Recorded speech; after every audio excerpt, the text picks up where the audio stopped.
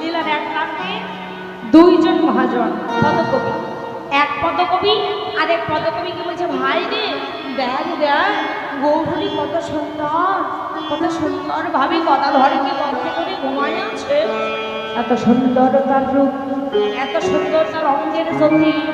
কিন্তু ভাই রে, যেই বিধি আমার গৌরকে করেছে, সে যদি একবার নয়ন মেলে দেখতো তাহলে গৌরকে আমার ছেড়ে দিত না।